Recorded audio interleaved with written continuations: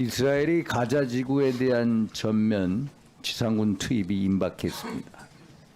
그런데 하나 걱정이 뭐냐면은 레바논에 있는 동명부대에 대해서 제가 참으로 걱정스럽습니다. 장관님, 우리 이스라엘 레바논 국경 지도로부터 레바논에 있는 동명부대 유니필까지의 거리가 얼마인지 아십니까? 네, 레바논 지금 티르 지역에 있는 우리 그 동명부대원들이 지금 안전하게 잘 있습니다. 안전하게 있는데 네. 국경 지대로부터 블루 라인에서 어느 정도 거리에 있는지 아십니까? 예, 막 20km 정도 떨어진 걸로. 직선 거리 20km입니다. 20km. 그런데 동명부대의 역할이 뭔지 아시죠? 네, 역할이 뭡니까? 현지의 그 치안을 유지하면서 그 민사 지원을 하고 있는 것입니다. 그리고 불법 무기, 무장 세력 유입에 대한 정찰 감시 활동도 하죠. 그렇습니다. 동명부대가 공격을 할 수가 있습니까? 타군을? 방어는 할 수 있습니다만 공격 못하죠. 공격은 됩니다. 그러나 전투가 가능한가요? 방어적 차원에서 전투는 가능하죠. 예, 선제적인 공격은 안 되지만은 방어 차원에서는 가능합니다. 중무장으로 준비가 돼 있습니까? 중무장 전투를 할 수가 있나요?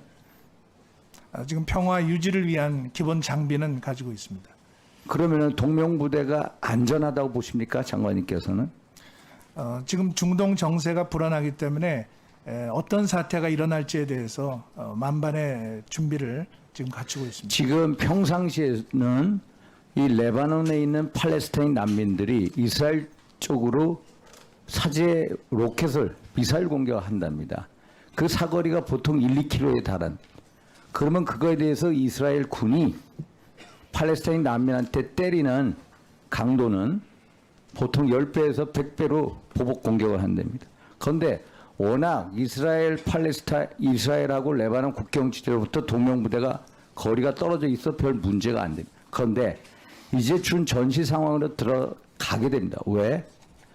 이스라엘이 가자 지구에 침입하면 레바논에 있는 무장단체 헤즈볼라가 가만히 있지 않을 거기 때문입니다. 헤즈볼라.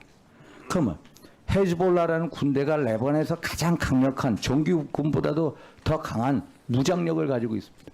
규모가 몇 명인지 아십니까?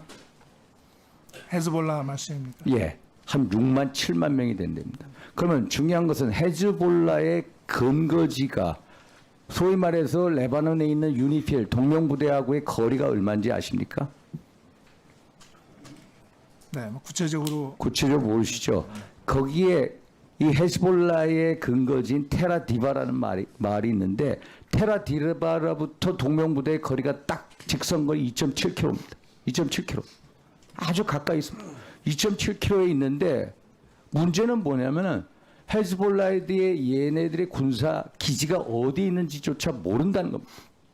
어디 있는지조차 모르니까 결국에는 얘네들이 결국 이스라엘을 공격하지 않습니까? 그럼 이스라엘이 10배, 100배로 보복 공격을 할 때 오폭 전략으로 피해를 받을 수 있는 지역이 바로 동명부대 지역이 될 수가 있다. 우리 정부에서는 철수 계획을 가지고 있습니까? 여러 가지 그 사태에 대비한 비상 계획을 지금 가지고 있습니다. 그러면 철수를 할 때 우리가 단독 결정할 수가 있습니까? 유엔하고 협의해야 됩니까? 유엔과 협의가 필요합니다. 유엔이 협의해도 반대하도록 할 수가 있습니까? 그건 뭐 협의의 결과에 따라서 단독으로 우리가 거기서 철수할 결정을 수가 하도록 있습니다. 그러면 철수를 할 때 조건이 뭡니까? 철수의 조건. 어느 단계, 어느 시점에 우리가 철수를 해야 되겠다. 이런 그림조차는 가지고 있지 않아야 됩니까? 가지고 있어야죠. 그러면은 이런 문제에 대해서 외교부하고 국방부하고 국가안보실하고 협의한 적이 있습니까? 네, 지금 외교부와 국방부 또 합참 또 레바논 대사관 그리고 동명부대 간에 실시간으로 정보를 공유하고 그러면 있습니다. 예를 들어서 NSC 상임위원회 그렇게 자주 상임위원회에서 이 문제에 대해서 구체적으로 국방부하고 외교부하고 야 철수를 언제 해야 되겠다. 철수 요건이 뭐다.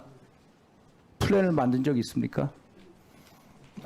협의를 계속 진행을 하고 있습니다. 그런데 구체적인 철수에 대한 계획을 사전적으로 만들어야 된다. 이게 외교부 입장에서 이게 국방 문제니까 가만히 있어야 된다. 이게 아니라 외교부가 가장 주장하는 게 뭡니까? 자국민에 대한 보호와 안전 아닙니까? 동명부대 몇 명이 나가 있습니까, 장관님? 예, 지금 약 270여 명 있습니다. 저는 한 350명으로 알고 있거든요. 그 자국민 보호하고 안전이 가장 중요한 거 아닙니까? 그러면 전면적인 준전시 상황에 들어갔을 때, 야, 이 자국민 동명부대 부대원들을 어떻게 안전을 확보할 것인지 외교부가 선제적으로 나서라 이 말씀이. 제가 왜 이 말씀을 드리냐면은 지난 10년 전 2013년에 남수단에 우리가 공병부대 한빛부대가 나가 있었습니다. 그때 남수단 반군의 공격을 받았어요. 그런데 다른 나라 군대는 다 철수했어. 그런데 우리 군대만 철수를 못했어요. 그래서 우리가 전투에 가담을 한 거예요. 우리 한빛부대가 가담을 해가지고, 그런데 탄약이 없어요. 탄약이 없어서 어떻게 했냐? 일본 군으로부터 빌렸어. 이게 왜 해외에 나가 있는 우리 군의 현 상황이라는 거예요. 그래서 제가 걱정스러운 게 레바논에 나가 있는 동명부대 부대원들의 안전 문제입니다. 그래서 이게 국방부에다 그냥 넘겨놓을 게 아니라 제가 보기엔 이거에 대해서 구체적인 그게 아무것도 없어요.